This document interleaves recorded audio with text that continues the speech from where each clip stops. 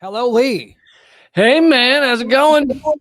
It's going great, buddy. We're just living large in the dystopian future, which is actually today.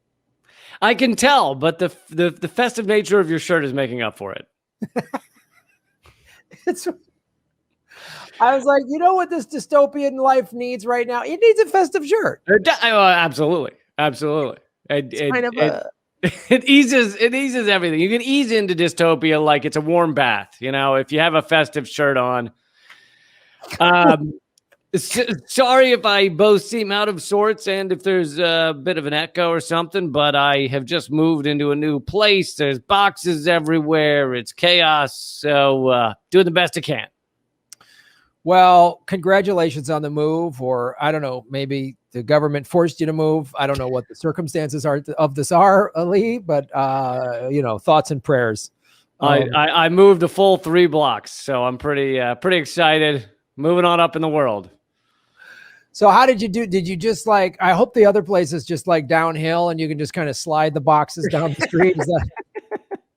Yeah, I only moved downhill, which gets increasingly difficult to keep finding places lower than before. That's our tip for today, guys. Always move downhill. Absolutely. It also means you always end up in basement apartments. You're just putting everything on your skateboards and just shoving it down the street. Right? Yep.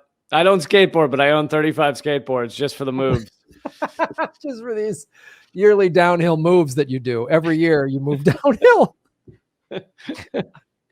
I think it's great. Well, thank you for taking time out of your busy skateboard move to join us. For you, anything. Word had gotten around on the street about your shirt, and I had to see it for myself. So,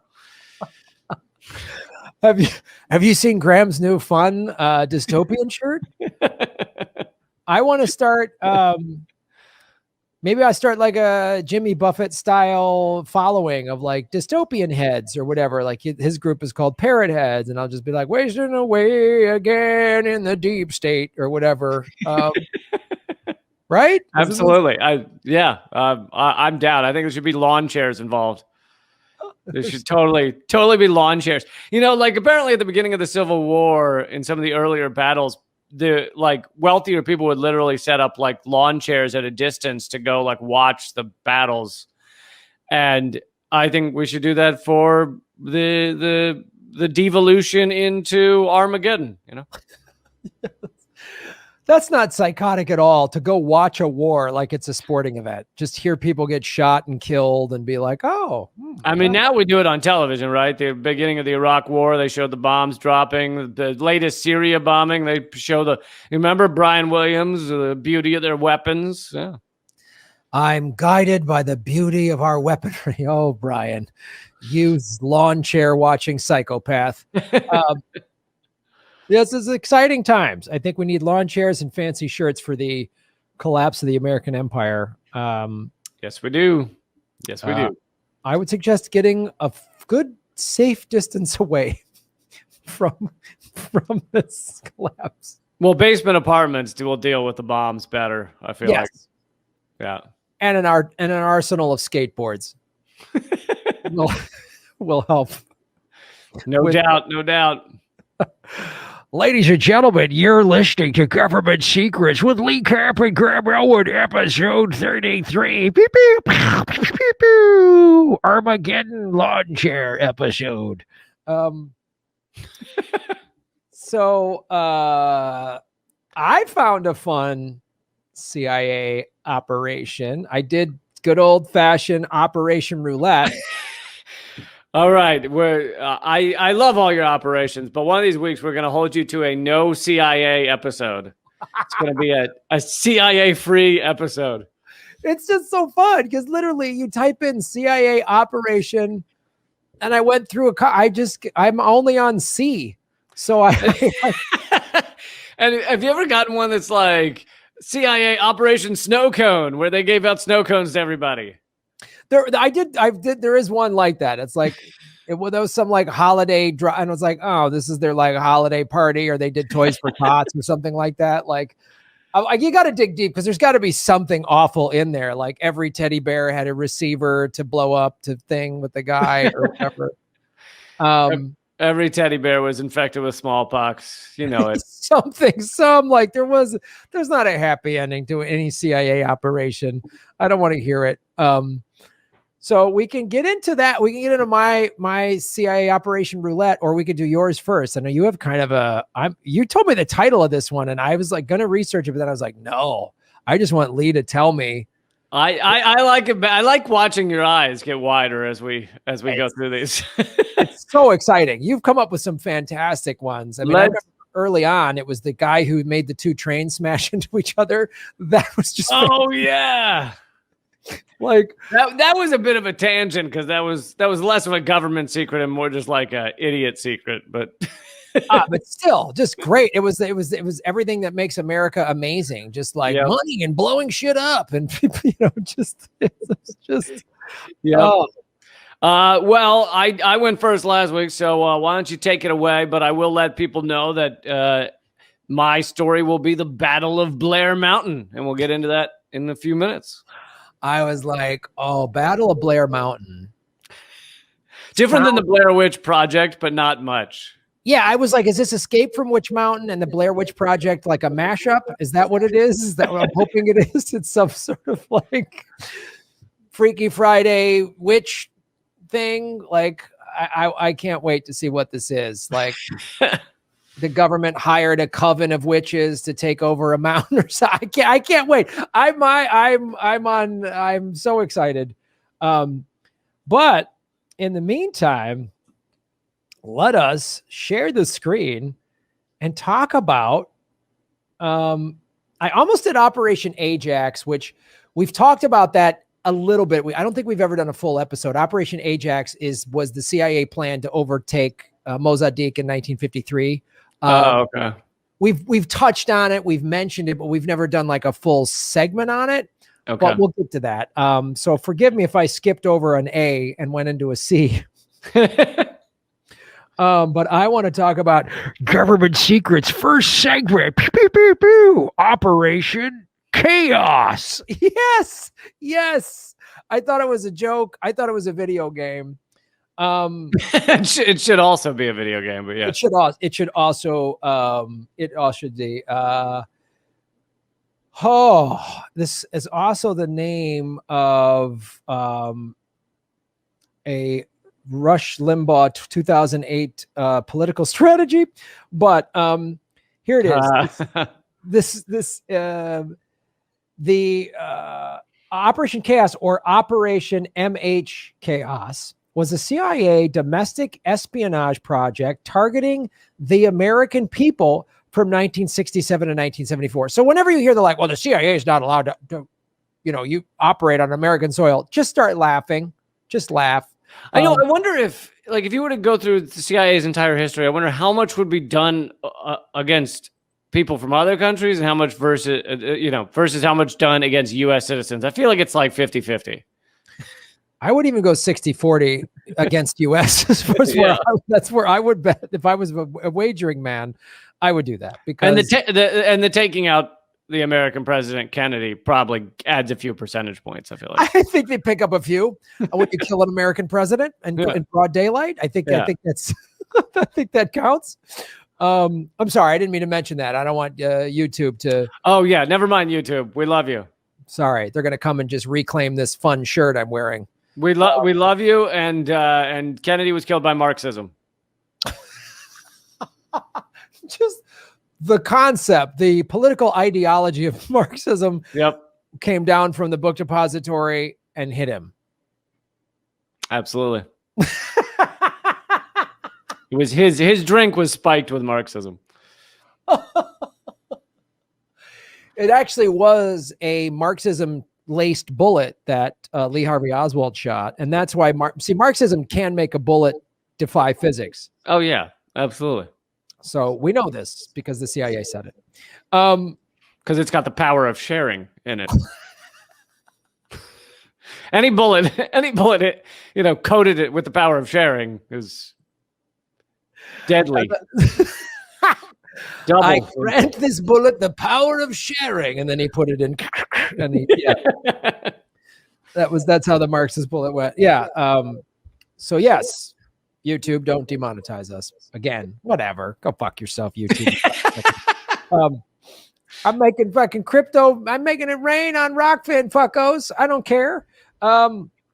Anyway, Bitcoin's at about 57,000. It's probably going to break an all-time high soon. Anyway, the CIA was targeting American people from 1967 to 1974, established by President Lyndon Baines Johnson and expanded under Nixon. See, it goes back so far. The two parties are not different at all. Yeah. Like, they're not different at all. And weird that Kennedy wanted to stop the war. He wanted to break the CIA into 1,000 pieces and scatter it into the wind. And then after he's murdered, a Democrat and a Republican expand this thing, letting the CIA target its own citizens. Yeah, which either means they were cool with it even before they became president, or they saw what happened to Kennedy and they were like, you know what, CIA guys, I love you. You guys are awesome. Look, I might have said some things in the past that were negative. We all say crazy things. I had a couple of drinks. You had a couple of drinks. Let's just let bygones be bygones, and I'll sign this order letting you target American people. Right. So the mission was to uncover possible foreign influence on domestic race, anti-war, and other protest movements. Hey, what a wacky coincidence that all these movements in the mid to late 60s, early 70s were gaining a lot of strength. They were trying to take down the Vietnam War. And then by the mid to late 70s, everybody was just like doing disco. And then the 80s was the me generation where all anyone cared about was money. I'm sure the CIA had nothing to do with that. Nothing to do with that. It's just a culture shift. That's all. Yeah, unrelated. Totally unrelated. Because it's not like the CIA has studied how to manipulate people and societies.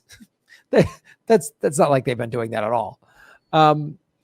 So the operation was launched under Director of CIA Intelligence Richard Helms. I think he's been on our show before. I think he's right below Dulles in terms of... Yeah, Helms and Dulles, and they show up a lot. They're fans of the show, I think. They're recurring characters. Recurring guest stars. Returning guest stars. Returning guest star Dick Helms on tonight's episode. It was it was launched under Richard Helms by Chief of Counterintelligence James Jesus Angleton, and headed. Oh, yeah, he's shown up before too. Angleton. Yeah. He's a recurring character. It's another recurring character. Oh, it's so great having him back on the show. I love a good Helms Angleton rerun. And considering how I feel like he was probably a white waspy guy, it was if his middle name was Jesus, it was probably Jesus. It was James Jesus Angleton. Jesus Angleton. Oh, JJ Angles. I don't think they were putting a lot of Hispanics at the top of the CIA in 1960s. Yeah, I think you might be right. You might absolutely be right. Like, yeah, they just he's a good Christian whose name is Jesus. Probably. It was headed by Richard Ober. The MH designation is to signify the program had a worldwide area of operations. So they could they didn't have to just worry about targeting Americans on American soil. They could do it globally, Lee. Doesn't that make you feel better? Yes, absolutely. That they were getting started that early in world domination is good to see. You know, I was worried that it was more a recent advent, but no, they've been cooking that one up for a while. I mean, again, going back to Operation Ajax with Mossadegh, that was 1953. So we're already 14 years removed from that. We know through Operation Paperclip that they've been working with Nazis since the end of World War II. Well, they were created like the year after World War II. So they really dove right in, I guess. I mean, you want to talk about a startup that did well. The seed money was really great amount of seed money, and they just really jumped in both feet. Oh, those young upstarts at the OSS that turned it into the CIA, and now they're a global brand, isn't it? Just like they're the Ray Kroc of intelligence. They've franchised out surveillance and toppling democratically elected leaders. I can't think of anything to be more proud of. And they've created offshoots, offshoot entities like NED and USAID, and really branched out beautifully. They've done fantastic stuff. I mean, they've funded. We should do a sole episode that just lists all of the horrific armies and governments that the CIA has funded throughout the years. Yeah. The Contras, the ISIS, whatever else, So the background on this, the CIA, and again, what I love when these operations are just on Wikipedia, which we know Wikipedia can be, full of bullshit, but this is the CIA going, I think the CIA does this to go, yeah, we want you to know what we do. Well, yeah, no, I was going to point this out as well. We're often reading from Wikipedia, but I think in this scenario, that's a good plan because this is kind of like the liberal kind of almost state propaganda, but not quite level of information. So if Wikipedia is willing to have this, these stories and cover this, then that this is like mainstream understanding. It's not talked about. I mean, they're not going to talk about it on mainstream media.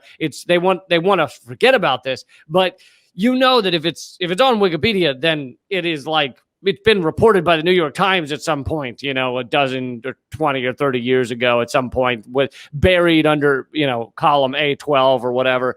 But because I'm in the next story, I'm also going to get a lot of information from Wikipedia. And it's not that I think Wikipedia is reliable. It's that I think it is the liberal kind of like diluted version. But if you're getting this from that, then this is we're not reading from some guy's blog or something.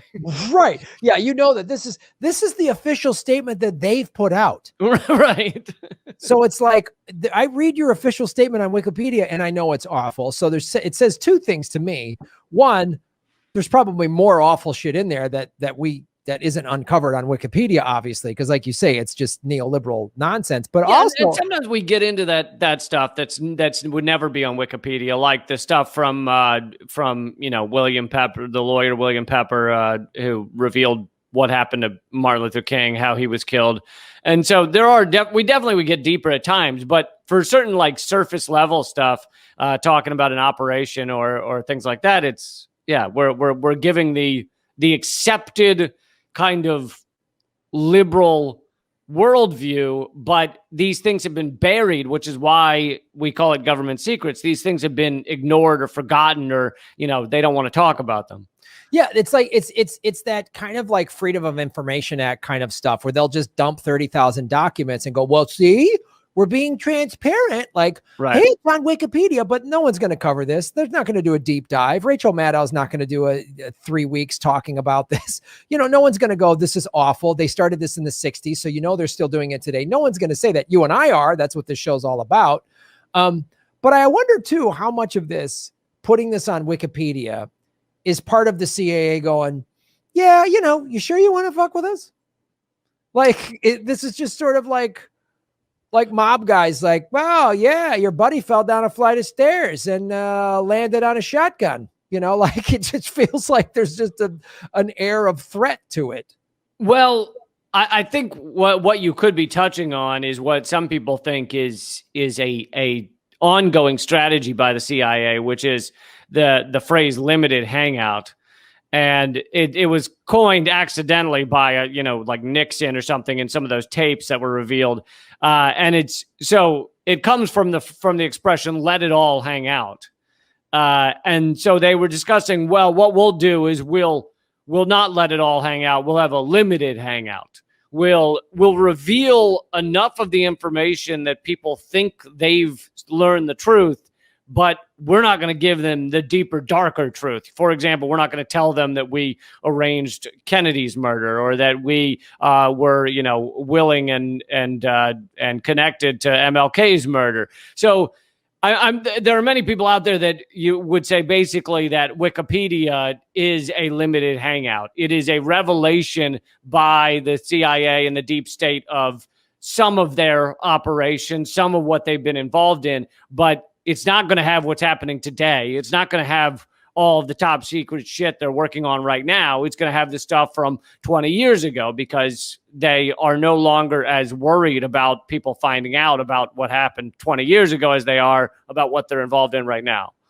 That's a great point. And as we look at this Operation Chaos in Wikipedia, you and I know from doing this show and the other, shows that we each do individually, that this absolutely, when I saw Operation Chaos, I was like, oh, this must have been, I'm sure this was involved in killing Kennedy and MLK and anyone else that and Bobby and whoever else was like, because the people they're outlining are a threat to America, are also these organizations like Fred Hampton, like the Black Panthers, like any of the anti-war movements, anything that so there's no way, if I read this, I go, you honestly think I'm an idiot and you're going to tell me there wasn't CIA inside MLK's group, inside Bobby Kennedy's group, inside the Black Panthers? We know it was. I mean, right. So Wikipedia is not going to say that, but we know it. Because we can connect the dots to the other stuff we've already researched. Right. And it's, like when we talked about Malcolm X, a good example is when we talked about Malcolm X's assassination initially, several months ago, we talked about how his organization was infiltrated, and even the guy that gave him mouth to mouth was NYPD. And what we didn't know, and they weren't going to tell us or reveal, and what Wikipedia wouldn't tell you either, is what we now know. We learned 2 weeks ago, which we talked about on the show, which is another NYPD officer came forward and said he also had been on his deathbed. He also had been infiltrated the group, and his job was to get security arrested, Malcolm X's security, so that there would be no security at the door the night he was assassinated, meaning the NYPD must have known and facilitated the execution of Malcolm X. Now, we didn't know that the first time we talked about it, but we did know that his group had been infiltrated, and we assumed that it was on a high level. Yep. And I mean, obviously, like you say, they don't want you to know about what they're doing at the time. It's okay to find out later, like, oh, the guy that was the FBI informant for Fred Hampton, we didn't know about him till recently. And he killed himself in the 80s because he couldn't live with himself. So it's like, they're okay with revealing, but there's no way they want to know, like, what's not going to be on Wikipedia is here's the CIA, here's the people that are involved in Black Lives Matter and that are in the Proud Boys and the CIA and the, Antifa or wherever else. They're not going to say that, but they are. We know damn well they are. Like, there's no way. And these are all the CIA people in quote indie media. There's got to be intelligence people in our world. Yeah, absolutely. And infiltrating third parties, trying to make third parties seem, fractured or like they're crazy or whatever. There's no question that goes on. But so it's kind of a limited hangout historically. It's like, we'll give you most of what went down 40, 60 years ago. But we're not going to give you this past 10 years, Yeah. I mean, we're not going to talk about we're not going to talk about 9/11. We're not going to talk about the war in Iraq or Afghanistan or any. I mean, there's no way we're not going to talk about, they probably had CIA in Dennis Kucinich's campaign or Bernie's or I know. Like, who were the higher ups in Bernie's campaign were infiltrators. Yeah. They had to have been. They were just deliberately nosediving him. Or the meeting where they went, hey, Bernie, we're going to kill your grandkids. And he went, okay, my good friend Joe Biden, I want him to be president. Like, whatever that meeting was, So, all right, let me go back to this document because this is getting to the history of this, which really supports everything that we're talking about. So this has been going on since the late 50s, and there's no way it has stopped. It's obviously this is still happening today. The CIA began domestic recruiting operations in 1959 in the process of finding Cuban exiles who could be used in the campaign against communist Cuba and President Fidel Castro.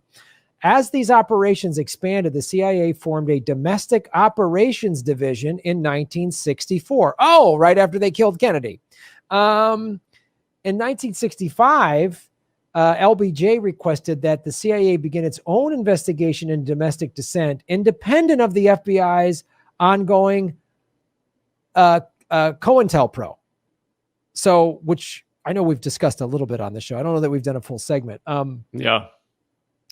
The CIA developed numerous operations targeting American dissidents in the U.S. Many of these programs operated under the CIA's Office of Security, including H.T. Lingual, directed at letters passing between U.S. and the then Soviet Union. The program invoked the examination of correspondence to and from individuals or organizations placed on a watch list. Jesus. Project 2, directed at infiltration of foreign intelligence targets by agents posing as dissident sympathizers, and which, like Chaos, had placed agents within domestic radical organizations for the purpose of training and establishment of dissident credentials. Jesus. Project Merrimack. Well, when I get to the M's, we'll do this one. Designed to infiltrate domestic anti-war and radical organizations through a thought to pose a threat to security of CIA property and personnel. Project Resistance worked with college administrators. My dad was a college professor in the 60s and 70s. He went to Germany a lot. Maybe he was part of this. I don't know. Worked with college administrators, campus security, and local police to identify anti-war activists and political dissidents without any infiltration taking place. Jesus Christ. Wow.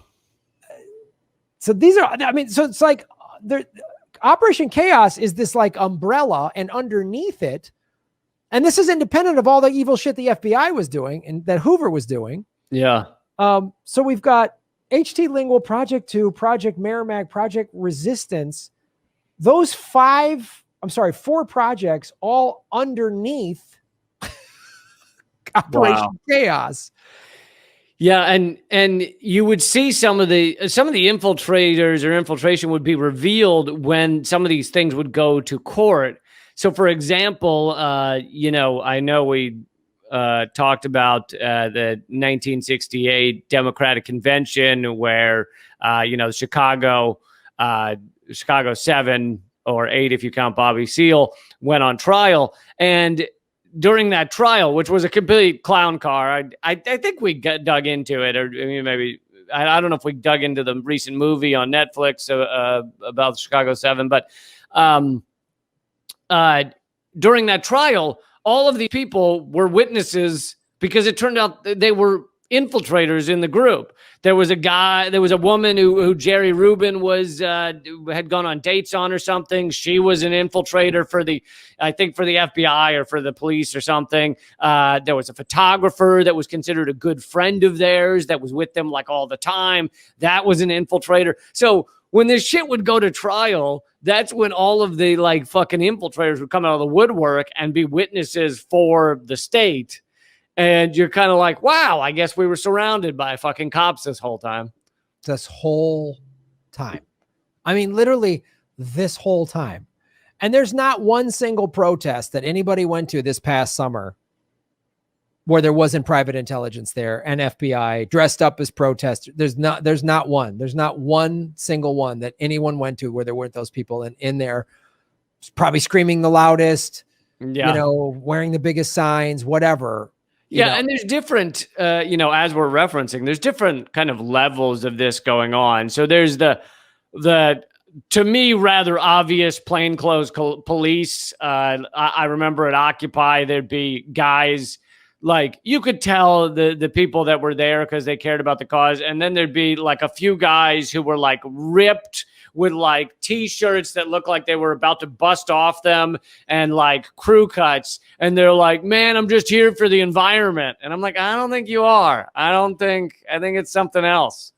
So there were some of those where it was obvious, but there's many others, that some of them are not actual law enforcement. They're people who were caught for some, crime, let's say a drug crime or something, and they're just told to report back on what's going on there. So those people won't generally look like cops because they're not cops. They're, kind of unfortunate people, got caught for something. The cops said, we'll give you 20 years unless you go to this protest and tell us everything that's going on and ask them about what's, where they're headed, what they want to do. So, there's report back stuff. And then there's also the level where there's certain people trying to amp it up, trying to make it illegal, trying to recommend bombing things to see if they can get people arrested. Right. Yeah. Yeah. And that's a big tactic that they've used. And then you've got all the private intelligence people like J-Trig and whatnot, working to do a lot of this. I mean, I've seen J-Trig in my live chat before. They're just trying to disrupt the live chat, so. And Tiger Swan, which I swear was the name of a dojo. Strike first, strike hard, Tiger Swan. Yeah, Tiger Swan, of course, as we know, was hired to go after water protectors at Standing Rock. This is under the Obama administration. Wasn't he great? Yep. Well, there's a couple more, and then we'll move on to your thing. Yep. So this is the here's some of the organizations that the Operation Chaos targeted. Is Students for a Democratic Society, Black Panther Party, Young Lords, Women's Strike for Peace, Ramparts Magazine. Ramparts Magazine. That's where Robert Scheer was. Who was Robert Scheer, who now Robert Scheer's an iconic journalist, investigative journalist, and now he was at the LA Times for years. Then he had Truth Dig. Then now he's got Scheer Post that I write for. But he was at Ramparts Magazine. Yep. So when Nixon came to office in '69, existing domestic surveillance activities were consolidated into Operation Chaos. Operation Chaos first used CIA stations abroad to report on anti-war activities of U.S. citizens traveling abroad, employing methods such as physical surveillance and electronic eavesdropping. Utilizing liaison services and maintaining such surveillance, the operations were later expanded to include 60 officers. In 1969, following the expansion, the operation began developing its own network of informants for the purposes of infiltrating various foreign anti-war groups located in foreign countries that might have ties to domestic groups. Eventually, the CIA officers expanded the program to include other leftist and countercultural groups with no discernible connection to Vietnam. So just anybody. Groups operating within the women's liberation movement, which is insane. And I think there's some evidence I've seen a lot of evidence, and we should maybe dedicate a whole segment on this. To Gloria Steinem was a CIA op. No, it's not evidence. There's an interview where she says it.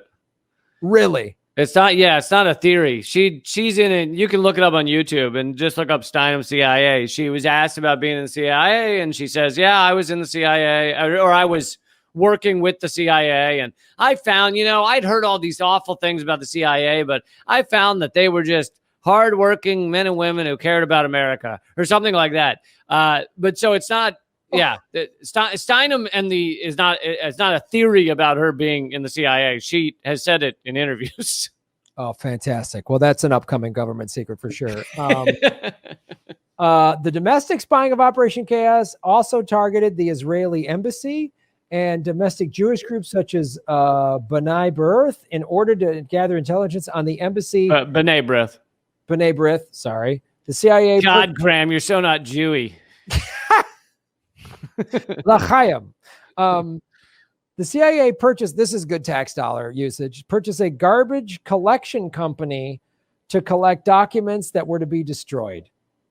So this is all told.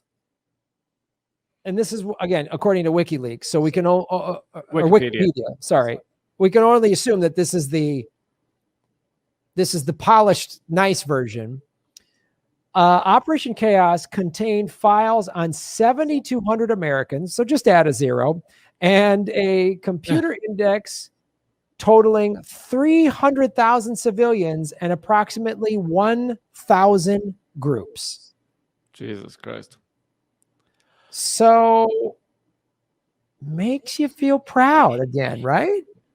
Yeah, I mean, it goes back to like the CIA doesn't just overthrow other countries; they overthrew America. They took over the United States.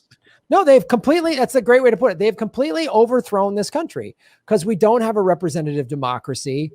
You can't have labor groups or anti-war groups. They've infiltrated and overthrown. That's why this country is so propagandized. That's why, like, I'll post on Facebook that why is Joe Biden bombing Syria when he hasn't given us our $1,400 left? And then some like so-called liberal comedian that I know is like, oh, Graham, Biden had to respond, or he wrote like Biden responded to a thing and I fixed it for you. And I'm just like, oh, so you're defending war. When the Democrats bomb poor people in the Middle East, you defend it. And this country's been so propagandized. Yeah. That's my favorite is pathetic, double-digit IQ comedians who decide that their moral quest is going to be to attack me for actually standing up for the innocent people we're obliterating or something. Yeah, and they always seem to support war, and you're just like, don't call yourself a liberal. Just say you're what are you, just a pro-choice warmonger? What are you then? Like, I mean, but we're now it's adults bombing, so it's all better. It is. It's all, what was it? Jank tweeted Biden's speech. Was it today or yesterday? Biden gave a speech, and Jank tweeted, "The speech is so boring. God, it's wonderful. He really is the polar opposite of Donald Trump." And you're like, that's the fact the speech is boring is the fucking problem. That we are killing people around the globe. Much of the foreign policy has hardly changed from Biden to Trump or Trump to Biden, and yet the speech was boring. Who gives a shit? Like that, it's easier for them to get away with their fucking crimes if the speeches are boring than if Trump's pissing people off. Yeah. And it's like, and you see like Cenk, I wouldn't be surprised. Cenk it's got to be controlled opposition. I mean, I don't know if he's smart enough to work at the CIA. But someone responded to his tweet saying that, oh, the speech is boring. Look how great Biden is. With their response was tell me that you take millions of dollars of Clinton super donor cash without telling me. Yeah, I know. It's so preposterous. Like these people have been so. I don't even think you got to work for the CIA. Yeah, you just take Clinton donor money and then just they know this person will easily fall for Trump derangement syndrome. So, like, look how effective Trump was. And I think that's why they really wanted to get rid of Trump. Not because he was always evil or whatever, because he's doing the same evil shit that everyone's done. He just was getting way too many people to wake up. They're watching Biden's boring speech and sellouts like Cenk go, oh, thank God he's so boring. And they're like, yep, go back to sleep.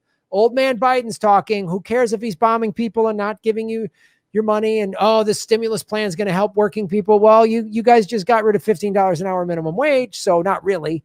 Like a tax break for a year for your kids isn't enough.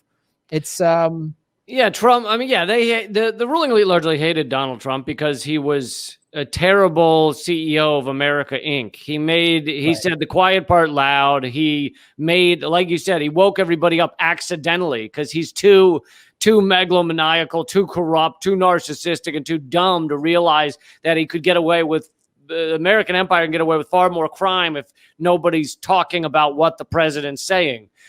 So yeah, it was a disaster kind of for the ruling elite, but I guess we've gone into that before, but so that's yeah. Well, I was just gonna say I don't want to run out of time for this one, so I was gonna jump into Government Secrets Segment 2: Escape from Blair Witch Mountain. You've retitled it, but I like your title better. So this is the Battle of Blair Mountain. It's part of the Mine Wars. Many people don't know anything about the Mine Wars. Maybe we can talk about other aspects of it on another show. So I'm sticking to kind of one of the most famous moments in the Mine Wars. And this also has to do, lay a little background with, there was tremendous battles, both physical and cultural and everything else, socioeconomic, over whether there could be unions, whether workers could unionize, work together, actually have some rights, have some power. And if it weren't for the immense efforts of these workers back in the early 1900s, then there's so much shit that we enjoy today, or as they try and chip away at it, that we wouldn't have at all. Things like weekends and kids not in the workplace, and whatever healthcare we do enjoy, even though it's the worst in the civilized world, is thanks to these battles that these workers waged. And the right to unionize, although corporations have found ways around that and, been able to gut unions down to about 7% of the workforce, which is why you see the American worker is more exploited than, perhaps ever, or at least in many generations.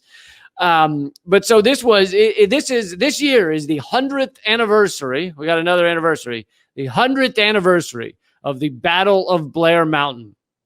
It was the largest labor uprising in U.S. history and the largest armed uprising in America since the Civil War. The conflict occurred in Logan County, West Virginia, as part of the Coal Wars, a series of early 20th century labor disputes in Appalachia. And by the way, I am reading from Wikipedia, same reason we've just spent a few minutes discussing that.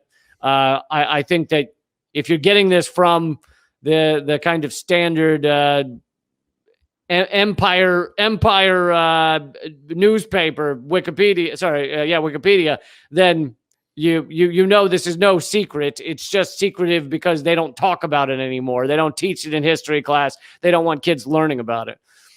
Yeah, this is the first I've heard of it. Quite on is this show. You saying it right now is the first I've heard about the largest labor uprising in America.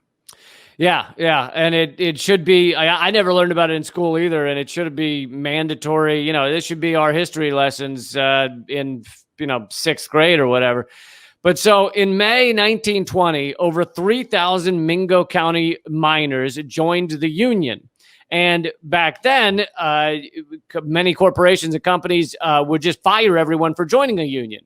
And in the coal, the way the coal industry worked then is many of these people had been brought to that area specifically to be coal miners. The coal company controlled their lives, gave them housing. So that also means that if they fired them, they would evict them. They would kick whole families out of their houses because it was kind of a full ownership of their lives. Many of them were grabbed off the boat at Ellis Island and do you want a job? It's paying. All right, grab your kids, grab your wife. Here we go. Head off to West Virginia. The coal industry also liked hiring various kinds of immigrants so that you would have a lot of different types of people working in the mines, so that many of them didn't speak English, so that they couldn't communicate, because workers are less of a threat if they're not able to unionize and organize.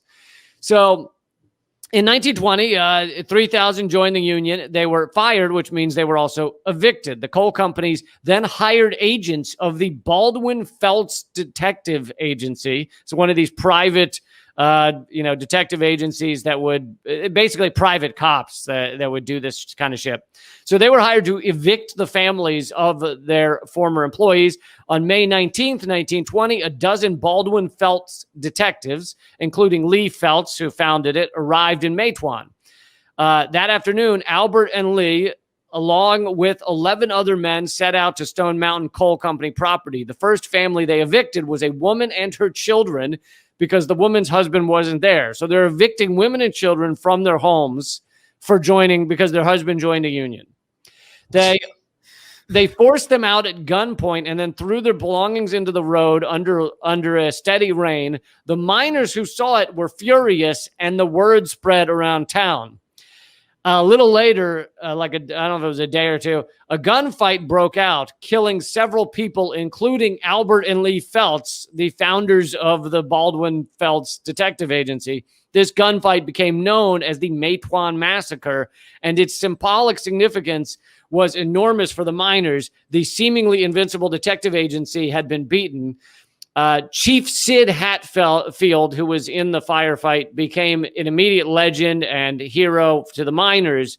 But then when he was headed to the courthouse for a later trial on related charges, he was unarmed. He was flanked by his wife and his friends. A group of Baldwin Felts agents standing at the top of the stairs of the courthouse opened fire on Sid Hatfield and his friends. Hatfield was killed instantly. So basically, this private detective agency just murdered these people because they were upset about what had happened earlier. The miners, angry that Hatfield had been murdered and knowing the assassins would escape punishment, began to take up arms and pour out of their mountain settlements to, develop a kind of militia. The fiery Bill Blizzard assumed quasi-leadership of the miners. Meanwhile, the anti-union sheriff was named Sheriff Chafin. He had begun to set up defenses on Blair Mountain. He was supported financially by the Logan County Coal Operators Association. So they're funding the sheriff to basically go to war with the miners. And it created the nation's largest private armed force of 2,000 people. And this is where you get the federal government involved. President Warren Harding threatened to send in federal troops and Army Martin B-1 bombers to suppress the miners. So he was threatening to bomb U.S. citizens in order to stop the miners. By August 29th, the battle was fully joined. Chafin's men, though outnumbered, had the advantage of higher positions and better weaponry. Private planes, this is where it really gets fucking insane. Private planes, this is 1920. This is pretty early. And private planes were hired to drop homemade bombs on the miners. A combination of poison gas and explosive bombs left over from World War I were dropped in several locations near the towns of Jeffrey, Sharples, and Blair. On orders from General Billy Mitchell, Army bombers from Maryland were also used for aerial surveillance. So the U.S. Army was helping the coal barons to drop bombs on miners. It's wow. So is that maybe the first time the American government has bombed its own citizens? Or so I was looking this up. I know that in one of these mine wars, it is the only documented time of the U.S. Army. Now, I think there might be other times where it's happened, but the U.S. Army dropping bombs in America on U.S. citizens. Because I know there's other bombings like the Move bombing, but I think that might have been police or something. So anyway, so I was trying to look up whether this is the one that's referring to, but it's possible they might be differentiating that the Army bombers were only used for surveillance and there was the private planes used for dropping bombs. But anyway. Wow. So I just have a little more here. Colonel William Eubanks of the West Virginia National Guard came to command the government and volunteer forces. So this is, if you think about it, and this is what Wikipedia is not telling you. So here's where you get past the kind of liberal view of it, is that this is the U.S. government, the U.S. military, the National Guard, working with coal barons, which is the corporate, rulers, corporate titans of assholery in this country.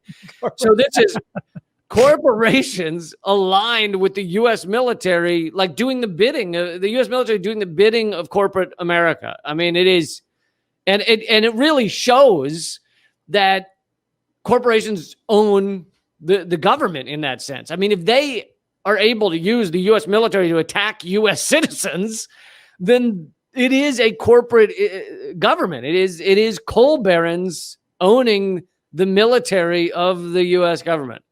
And it always has been that way. Really, honestly, this America has always been a corporation with an army. Yeah, and I mean, another good example of the alignment would be the fact that in order to get West Virginia to join the Union in the Civil War, they basically told the ruling elite of West Virginia that you can have your state. You'll have your own state because going into the Civil War, it was part of Virginia, but the Union needed all the coal to keep the military running, and so they said to West Virginia, the area of West Virginia, you can have your own state if you just join the Union, so we can keep having the coal. So it was like a deal between the U.S. government and the coal barons against the South. Now, I'm not. I'm glad the Confederacy lost. I'm not defending them, but I'm saying this is the alignment of corporate interests and the U.S. government. Right, and it wasn't about like, oh, slavery is so wrong. It was just like, well, we need coal money, so right. we'll cut off this part of Virginia, and you guys just play ball. Just so, oh God. I mean, well, and they kind of, the way I was talking at the beginning of this, they kind of had slavery anyway. They're hardly paying these people. They own their lives. They would often pay them until workers won the right to not have this be the case. They would pay them in company dollars that you could only spend at the company store. So it's like, it's like borderline slavery. I mean, it essentially is slavery, but no, it's just a Disneyland. I mean, that's like Disney bucks or whatever. Yeah, it's Disney bucks. So, all right, Colonel Eubanks comes into the West Virginia National Guard to command the government and volunteer forces. Sporadic gun battles continued for a week, with the miners at one point nearly breaking through to the town of Logan and their target destinations, the non-unionized counties to the south, Logan and Mingo. Up to 30 deaths were reported by Chafin's side and 50 to 100 on the Union miners' side, with hundreds more injured or wounded. Federal troops arrived September 2nd. And besides the fact that they don't say this, but besides the fact that I think the miners were probably skeptical that they could win against the full federal army, the miners said that many of whom were veterans themselves said they were unwilling to fire on U.S. troops, and they largely headed home because they didn't want to go to war with U.S. troops. They really just wanted to fight the coal barons. After the battle, 985 miners were indicted for murder, conspiracy to commit murder, accessory to murder, and treason against the state of West Virginia. Though some were acquitted by sympathetic juries, others were imprisoned for years. The last was paroled in 1925. At Blizzard's trial, remember, he was the one leading the miners, an unexploded bomb was used as evidence of the government and company's brutality, showing that they had dropped bombs on American citizens, and he was acquitted. So this is honestly what we like. This is the type of shit we should learn in history class. Workers have been at war under the capitalist system to try and live, okay lives, to try and not be exploited to such a miserable level. I mean, many of them, we all know, coal miners die in 30s and 40s from black lung back then, and even into the 80s and 90s, that was still going on regularly. And it's like they were fighting for just a, moderately okay level of life. And for that, the government of the state and the U.S. government work together to go to war with them. Literally, the United States will send troops to kill you if you try to stand up for yourself as a worker. I mean, and that's still happening today. Like, I mean, everything that happened 100 years ago is still happening today. I mean, now it's a little more sophisticated or whatever. Like, oh, Jeff Bezos gets money from the CIA, and so he's going to target union organizers at Amazon and fire people like Chris Smalls. But if they really organize and really, storm the gates, that the federal government's going to send military to kill them. Well, yeah, either to kill them or arrest them, and the company can call in cops to stop strikers from being in the way of their operations, and the cops will come in, which is the force of the state, to come stop workers from demanding their rights. And then they'll create a little fenced-in free speech box off in the corner of the parking lot where they're allowed to be, so they don't get in the way.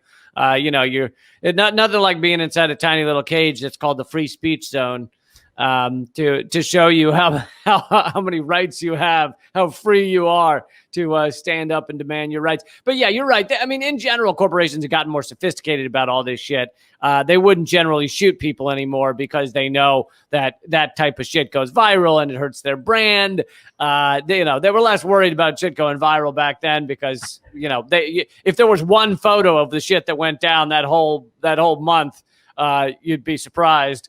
So yeah, but nowadays they're more sophisticated. They know how to crush unions in very complex way. They fill it with infiltrators. It's going on right now against Amazon in Alabama, right? And they've done so many things to try and make sure that Amazon won't be unionized. Oh yeah, and they're targeted attacks, people getting followed, smear campaigns. I mean, they do all of it now.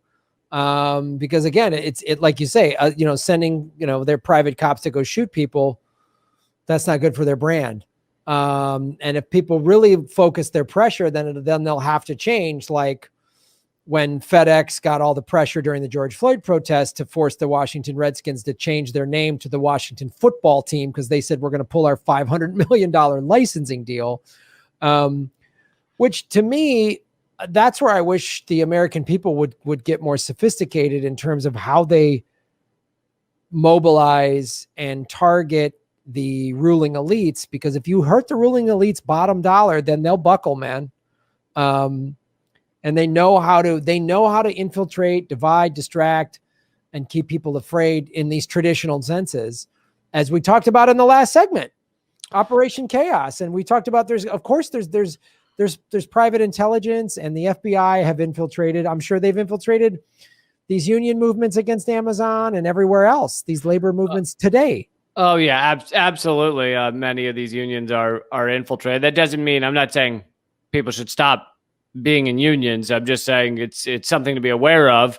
If there's people in your union saying, hey, I don't think we should strike. I think we should study the problem for the next 3 years and then come back and we should meet. But the quorum for each meeting should be 700,000 people. And if we have less than that, then we can't speak until we get more than that. Just things to slow down, muddy it up. We'll have a panel of a committee of a group of a hearing that decides if maybe possibly.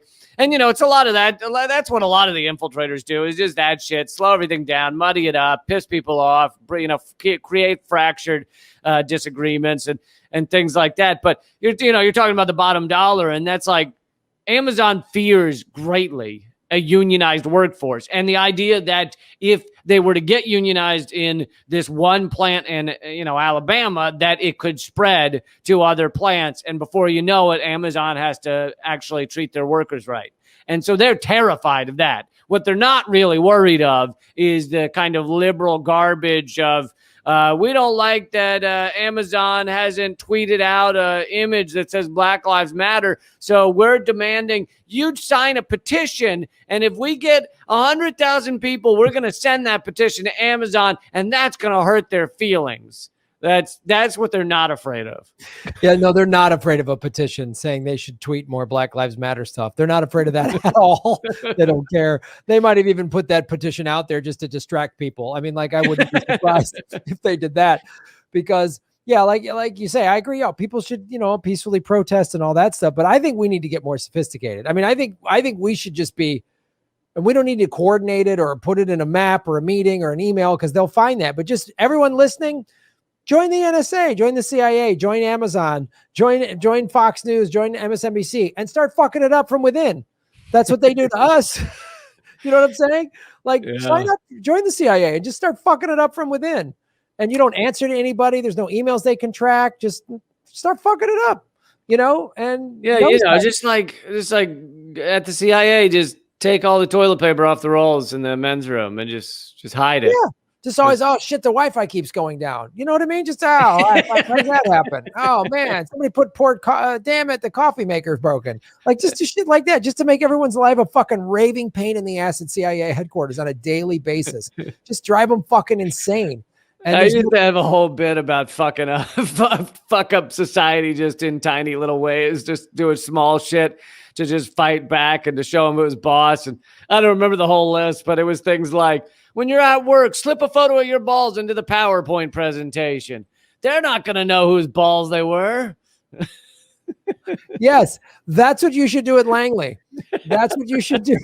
That's what you should do if you work high up in Amazon. You should do that stuff. You should get a job at MSNBC or Fox and just start fucking it up. It's called, by the way, to actually get more serious about exactly what you're talking about, it's called worker sabotage, and it actually is incredibly useful. I'm not going to say how I know this, but there are still people involved in this, in like, for example, the automotive industry, when the bosses will do something super shitty to the workers, let's say cut their health care or something, then, what do you know?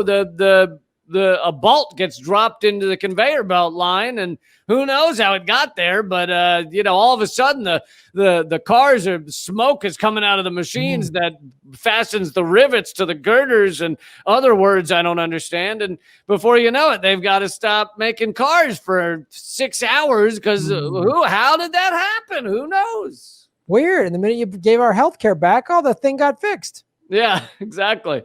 So yeah, no, that is an old and trusted tactic that's definitely important.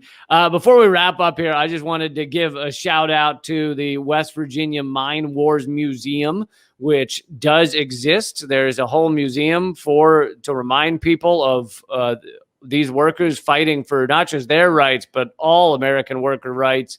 And many of them, died or were imprisoned. Right. And so you can look them up online. You can go on a tour if you're ever in that area of West Virginia. Maybe donate if you want. Another thing to check out is my co-host on my other podcast, Common Censored, Eleanor Goldfield, has a killer documentary called Hard Road of Hope. And it's all about West Virginia fracking and mining companies and the horrors that they have done to the people there, and really how that is like a microcosm for everything that goes on by corporations exploiting Americans all over the country. But yeah, if you want to learn more about this topic, it's won all kinds of awards, and it's at hardroadofhope.com. Nice. And of course, Lee and Eleanor are going to be on the March 25th episode of the Political Vigilante Game Show, which we've done 3 episodes now. Yes, we are. And we're all horrified. You're going to expose us as idiots, Graham. Oh, you're no dumber than me and Ron. You know what I mean? Yeah. So check that out. All right. Well, this was excellent episode of Government Secrets. Escape from Blair Witch Mountain. And Operation Chaos. So Lee Camp, in addition to Eleanor's documentary, which I want to check out about the Mine Wars, it sounds like something from a Star Wars prequel. But I'm glad that we know where it's at. Where else can people watch you and get entertained by the Lee Campness? If you want to check out my other podcast, that's called Common Censored. I actually technically have a third podcast that's all the stuff from Redacted Tonight, and that's called Moment of Clarity. And my TV show's Redacted Tonight. And I just, if you forget all this shit, go to leecamp.com because it's too much to remember. So check that out. By the way, I'm I'm not bringing this up to try and promote it, but I'm just bringing it up because since we're this month has been a month of leaving the corporate platforms like YouTube for the alternatives like Rockfin. Patreon, I mentioned it last week. Patreon completely fucked me and cut all of my revenue by 75%. And so I've created a page for my other podcast at liberapay.com/Lee Camp, liberapay.com/Lee Camp. And what's kind of incredible about this is that it's a French nonprofit company, and there's a small percentage fee for processing, but other than that, they don't take actually any of it. Whereas any of the donations, whereas Patreon takes a large percentage, and YouTube takes a large percentage of super chats. And so this is kind of an alternative to Patreon that takes zero. Oh, I like that. I think you talked about it last week too. Yeah, I got to get on board with that. What's the name of the company again? liberapay.com. Liberapay. Yeah. All right. Well, folks, please hit the like button, subscribe to both of our channels. And if you're listening to this Government Secrets on Libsyn or iTunes or Spotify or whatever, positive reviews, like, share, spread the word on this. This is only our 33rd episode. We're only a third of the way to 100. Come on. By the time we get that far, we'll be scraping the bottom of the barrel to be like, did you know President Johnson had small feet but a big dick? And he never told anybody about his socks. Like about the feet. He kept the feet a great secret. A great but loved swinging his big dick around. That was that. Apparently that's true. He would literally throw it out on the desk, Jesus in meetings. Well, that's one way to govern. I mean, that will end an argument, I guess. Maybe not in the way you had hoped. I want this bill passed. Zip, bump. All right. Okay, President Johnson. Literally. Get it? Yeah. So I've, of course, been demonetized by the good people at the CIA and YouTube. So check out everything I'm doing and support the show. I have a Patreon, patreon.com/Graham Elwood. Although Whitney Webb said Patreon just took her down. So I'm a little worried about Patreon. Really? So Yeah. maybe my decrease was not an accident. I don't think so. It seems like no. In fact, I'm going to have Whitney on the show, my show, Political Vigilante, next week to talk about it. Because they gave her some jive ass. You violated the terms of, blah, blah, blah, deep state, Coventry or whatever. So folks, go to rockfin.com/Graham Elwood and support the show. It's free to sign up. All my content is on Rockfin. I'm just putting one clip a day on YouTube, but go to rockfin.com/Graham Elwood and you get my bonus content, Lee's, Whitney Webb's, Jimmy Dore, Richard Medhurst, a bunch of other people, Ron Placone, Kim Iverson, that are all on Rockfin. So support what we're doing. And then, of course, every Thursday we do the Political Vigilante Game Show, and we're going to have Lee and Eleanor on in 2 weeks. So check that out. Damn straight. Yes. I think that's it. Is that our show? That's the show. That's our show, Government Secrets, ending 33rd episode in the books, like Lyndon Johnson's dick. You don't have to go home, but you can't stay here. Get out. All right, man. Have a great week. I'll see you soon. All right, buddy. Enjoy your move and unpacking and your 35 skateboards. Later.